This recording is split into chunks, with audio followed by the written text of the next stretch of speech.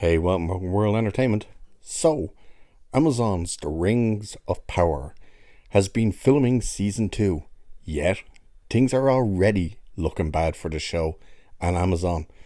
So let's give you the meat and give it to you raw. Well, on top of season 1 being a failure, as the mainstream media, the access media, and of course the shills, now all admit Rings of Power was a flop. Forbes even wrote, Amazon's The Rings of Power was a flop. Not only was it snubbed almost entirely during award season, it turns out that a mere 37% of people who started the show actually ended up finishing it. Just under 2/3 of all Rings of Power viewers quit watching the show before the final, missing out on some truly ghastly television in the process. Forbes wrote that. This was followed up by Amazon's Jennifer Salke, of course, saying, "This desire to paint the show as anything less than a success, it's not reflective of any conversations I'm having internally." Oh, good, Jen. So your employees are telling you what you want to hear. Remember, she said the show's first episode was watched by 25 million people. Trust us, we're Amazon. Amazon spent $1 billion for the first 2 seasons. 60 million an episode. We also got headlines saying Rings of Power Season 3 renewal teased as imminent by Amazon studio head. Well, here's the thing about that. Amazon had a contractual obligation to make 5 seasons. The only way out of that is to pay off the other seasons. They would essentially have to buy themselves out of it. So now season 2 is filming, and more costs have been added to the production as they moved filming from New Zealand to the UK, and that ain't free. Then we got PETA is up in arms as a horse died on set after having a heart attack. Must have died from embarrassment. Then there was a huge fire on the set, and one of the actors, of course, quit after the first season ended, who was the guy who played Adar, whatever the hell you called him.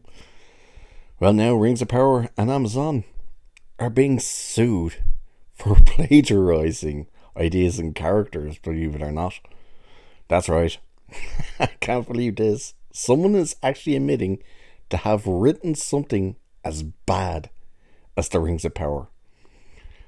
So according to PC Gamer, a fantasy author named Demetrius Polychron is suing both Amazon and the Tolkien estate. The chronicles of this lawsuit start in 2017. Polychron penned an original Lord of the Rings fan fiction titled The Fellowship of the King and registered it with the US Copyright Office. So Rings of Power is a rip-off of fan fiction. Oh my. Can that be much of a surprise? He then sent a letter to J.R.R. Tolkien's grandson Simon Tolkien, who is also the director of the Tolkien estate. Polychron's reasoning for this was to have his manuscript reviewed, but he got no response. In 2019, Polychron hired an attorney to contact the Tolkien estate a second time.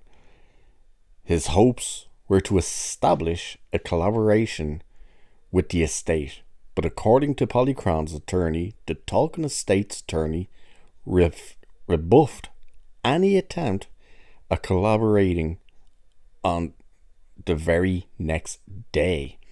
Polychron responded to this by personally delivering a copy of the manuscript to Simon Tolkien's home, including the copyright symbol on a manuscript.